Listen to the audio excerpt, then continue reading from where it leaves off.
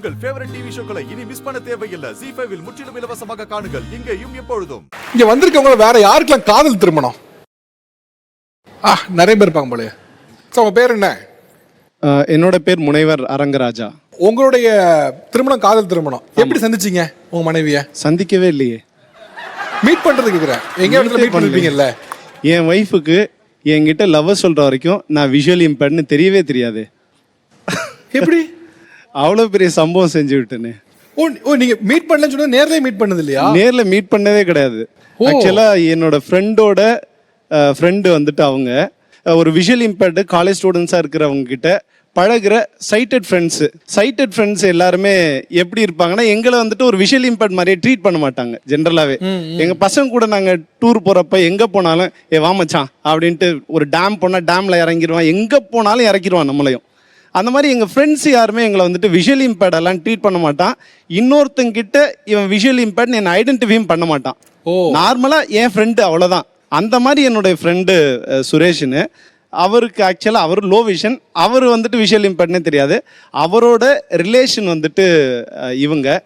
அவர்கிட்ட பேச பேச பொதுவாக ஃப்ரெண்ட்ஸோட ஃப்ரெண்டுனா நம்ம பொண்ணுங்கன்னா எக்ஸ்ட்ராவாக ஃபோனை கொடுத்து பேசுவோம்ல, அந்த மாதிரி நிறையா இவங்க கூட வந்துட்டு பேசி நிறைய பேசிக்கிட்டே இருப்போம். அப்போ வாட்ஸ்அப் கிடையாது, மெசேஜ்லேயே சேட் பண்ணிட்டு இருப்போம். ஏதாவது அவங்க வந்துட்டு பேசிட்டு இருக்கப்போ வீட்டுக்கு போய்கிட்டு இருக்கேன், எப்படி போயிட்டு இருக்க? வண்டியில போய்கிட்டு இருக்கேன், ரொம்ப கவனமா இருக்கணும், நான் வண்டி ஓட்டிட்டு இருக்கேன்னு சொல்ல மாட்டேன், வண்டியில போயிட்டு இருக்கேன்னு சொல்லுவேன். தெளிவா இருப்பேன் நான் அதுல. இன்னைக்கு கூட என் வைஃப் கூட நான் வண்டியில போயிட்டு இருக்கும்போது யாரு கூடயாவது நான் வந்துட்டு போன்ல பேசுறப்போ சொல்லுவேன், கொஞ்சம் வெயிட் பண்ணுங்க, நான் வண்டியில வீட்டுக்கு போயிட்டு இருக்கேன். அப்ப என் வைஃப் முன்னாடி டேய் வண்டியில பின்னாடி உட்காந்துட்டு இருக்கேன்னு சொல்றா அப்படின்னு வந்துட்டு சொல்லுவாங்க. இப்போ அவங்க மெசேஜ் அனுப்புறாங்க, அந்த மெசேஜை வாசிக்கிறதுக்கு நிறைய டெக்னாலஜி வச்சிருந்தீங்களா? எப்படி வாசிப்பீங்க? இப்போ நிறைய டெக்னாலஜி வந்துட்டு இப்போ இருக்கு. அன்னைக்கு வந்துட்டு அது ரொம்ப ஒரு டாஸ்க். அதை வந்துட்டு ஒரு ஃபோனை வாங்கி தனியாக ஒரு கடையில் போய் அதை காசு கொடுத்து டாக்ஸ் அப்படின்னு ஒரு சாஃப்ட்வேர் வந்து சிம்பியன் OSல போட்டு அதை வந்துட்டு ரீட் பண்ணுவோம். அந்த மாதிரி தான் அப்போ வந்துட்டு அவங்க அனுப்புற மெசேஜை அதில் வந்து டெக்ஸ்ட் டு ஸ்பீச் திரைவாசிப்பான் மூலமாக அதை படிச்சிருவோம். படிச்சுட்டு அதை கடன்னு அவங்களுக்கு வந்துட்டு அவங்க பண்றதை விட வேகமா ரிப்ளை பண்ணிடுவேன். அது வந்துட்டு அவங்க சைட்டட் நினைச்சுக்கிட்டாங்க போல. நீங்க பேசுவதன் மூலமா எதுவுமே அவங்களுக்கு வந்து ஒரு ப்ராப்ளம் இருக்குன்னு தெரியாதுல்ல? அவங்களுக்கு நிச்சயமா தெரிய வாய்ப்பே இல்லை. கேட்டு பாருங்களேன். தெரியல சார், உண்மையாவே தெரியல. ஆனா ரொம்ப ஃபாஸ்டா பண்ணுவாங்க. நான் பண்றதுக்கு முன்னாடியே அவங்களோடது எனக்கு வந்துடும். எனக்கு தெரியவே தெரியாது அவங்க விஷுவலி சேலஞ்சுன்னு. லவ் சொல்ற வரைக்குமே எனக்கு தெரியாது. பிஎட் முடிச்சுட்டு ஒர்க் பண்ணிட்டு இருந்தேன் ஸ்கூல்ல. அப்பதான் நான் தான் ப்ரப்போஸ் பண்ணேன். அவங்க வந்துட்டு கரெக்டா லவ் சொன்னது 2013 டிசம்பர் மாதம் 21 நினைக்கிறேன் கரெக்டா. அன்னைக்கு வந்துட்டு ஒரு பேப்பர் ப்ரெசன்டேஷனுக்காக இருக்கும்போது அவங்க மெசேஜில் அனுப்புகிறாங்க இந்த மாதிரின்னு. அனுப்புனப்போ நான் வந்துட்டு நான் விஷுவல் இம்பேர்ட்னு சொல்றது எனக்கு பயம். அப்போ என் ஃப்ரெண்டு ஜெயமாலன் இங்க வந்திருக்காங்க, அவங்க கிட்ட சொல்லி, எப்பா இந்த பொண்ணு இப்படி சொல்லுது, தயவுசெய்து அதுகிட்ட சொல்லிடு அப்படின்னு சொல்லிட்டு நான் சொல்லிட்டேன். அதுக்கப்புறம் அவங்க தான் ஃபோன் பண்ணி இந்த மாதிரி அவன் வந்து விஷுவல் இம்பேர்டு, அவனுக்கு நான் இத்தனை வருஷமா ரீட் பண்றேன் எல்லாம் பண்றேன், ஆனா அவன் ஒருபோதும் நாங்க யாரும் விஷுவல் இம்பேர்டு நினைச்சது கிடையாது அப்படின்னு நாங்க வந்துட்டு சொல்லிட்டோம். நான் எதிர்பார்த்தேன் மற்றவங்க மாதிரி இவங்களும் கிளம்பிடுவாங்க அப்படின்னு சொல்லிட்டு. ஆனா அவங்க அதுக்கப்புறம் தான் இன்னும் ஸ்ட்ராங்கா வந்துட்டு ஆயிட்டாங்க. சொன்னதுக்கு அப்புறம் தான் ஸ்ட்ராங்கா. ஆமா, சொன்னதுக்கு அப்புறம் தான் வந்துட்டு அதுக்கப்புறம் நான் வந்துட்டு எல்லாத்தையும் எக்ஸ்பிளைன் பண்ண ஆரம்பிச்சிட்டேன். இந்த மாதிரி என்ன கட்டிக்கிட்டா உன் ஃபேமிலியில வந்துட்டு உன்னை சொல்லுவாங்க, போய் இன்னும் கலோக்கியல நான் கிராம பகுதிகள் இல்லையா, போய் ஒரு கண்ணு தெரியாதவனை கட்டுக்க போற அப்படி இப்படின்னு வந்துட்டு ஒரு கிராமத்துல இருக்கவங்க எல்லாருமே கேஷுவலா இப்போ நார்மலா ஒரு சாதாரண தாய் தகப்பன் தன்னுடைய பெண்ணை ஒரு பார்வையற்றவன் கொடுக்கறதுக்கு யோசிப்பாங்க தான், அதில் மாற்றுக்கிறதே இல்லை. அந்த மாதிரி சிக்கல் நீ எதிர்கொள்ள வேண்டியது இருக்கும் அப்படி இப்படின்னு நிறைய பிரச்சனைகளை எதிர்கொண்டேன். கடைசியாக ஒரு விஷயம் வந்துட்டு சொன்னேன். கரெக்டாக நைட்டு தூங்க போகும்போது ஒரு விஷயம் சொன்னேன்.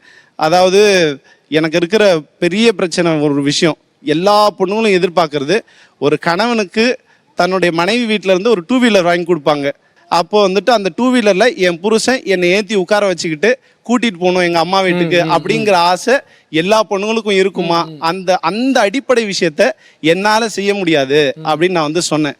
அவங்க சிம்பிளாக ஒரே வார்த்தையில் அதை வந்துட்டு முடிச்சிட்டாங்க. இப்போ என்ன அதான் பிரச்சனையா? நீங்க ஓட்டிட்டு போய் நான் உட்கார முடியல, அவ்வளவுதானே, நான் ஓட்டிட்டு போய் உங்களை உட்கார வச்சுட்டு போறேன், அவ்வளவுதான் முடிஞ்சிச்சு அப்படின்னு வந்துட்டு சொல்லிட்டாங்க.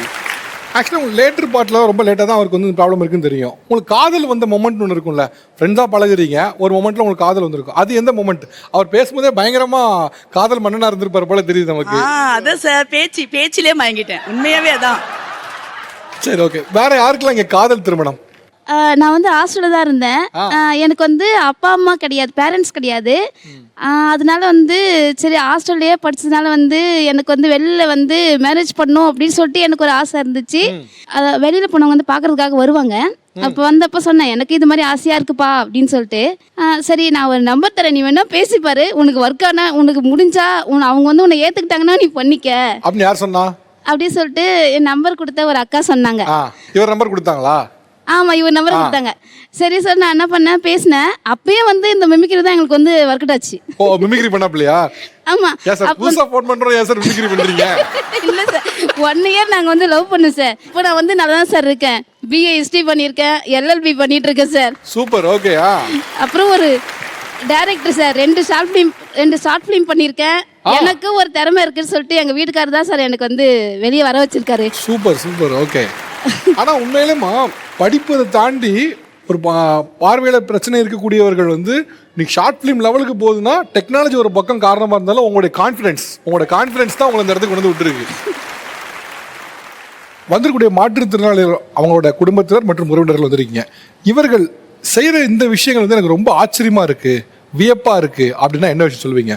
எங்கள் பொண்ணு வந்து சமைக்கிறது நல்லா சமைப்பாங்க. நானே ஆச்சரியப்பட்டு இருக்கேன். நான் அவங்கள பார்த்து நான் ஒரு சிலதெல்லாம் நான் செய்கிறேன் வீட்டில் போயிட்டு. ஓகே, அவங்கள பார்த்து நீங்கள் என்ன கற்றுக்கிட்டீங்க?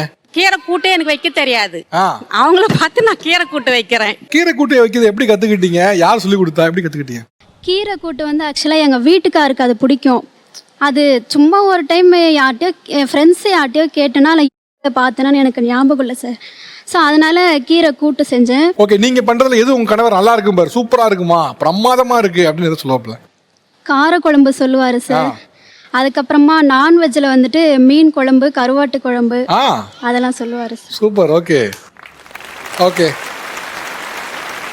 எந்த ஒரு விஷயம் செய்கிறது செமையா பண்றாப்ல அப்படின்னு ஆச்சரியமோ அசாத்தியமா பண்ற விஷயம் என்னது? எங்க அப்பா வந்து டெக்னாலஜி ஆக்சஸ் பண்றது தான். ஸ்மார்ட் போன் யூஸ் பண்றதா இருந்தாலும் சரி, கம்ப்யூட்டர் யூஸ் பண்ணதாலும் பயங்கர நாலேஜ் அவருக்கு அதிகம். அதுல எந்த விஷயத்த ரொம்ப குறிப்பிட்டு சொல்வீங்க? இந்த விஷயத்துல டெக்னாலஜி பயங்கரமா ஜெனரலாவே எனக்கு வந்து கம்ப்யூட்டர் யூஸ் பண்ண சொல்லி கொடுத்தது அவர் தான். இப்ப எனக்கு ஏதாவது டவுட் இருந்தாலும் அதை நான் கேட்டு தெரிஞ்சுக்கிறது அவர்கிட்ட இருந்து தான். எப்படி சார் இப்படி டெக் சேவியா ஆனீங்க? எப்படி இந்த தொழில்நுட்பத்து மேல இவ்வளவு ஆர்வம் எப்படி ஏற்பட்டுச்சு? இன்னைக்கு இன்கம் டாக்ஸ் ஆஃபீஸர் ரேஞ்சில் இருக்கிறீங்க, ஸ்டில் இதுக்கான ஆர்வம் எப்படி கிடைச்சது? சார் நேச்சுரலாகவே எங்களுக்கு வந்து அது ரொம்ப மஸ்ட்டு. நாங்கள் வந்து always we should go ahead of others, move forward. அதுதான் எங்களுக்கு தேவையே. அது இல்லைன்னா இன்னும் கஷ்டம். ஜப்பானில் ஒரு பழமொழி இருக்கு, if not now then when, if not me then who. So என்னால் முடியலனா வேற யாரால முடியும் அப்படின்ற ஒரு அந்த தாட் எனக்கு எப்பவுமே வரும். ஓகே, ZEE5 ஆப்பை டவுன்லோட் செய்து அனைத்து எபிசோடுகளையும் இலவசமாக பாருங்க.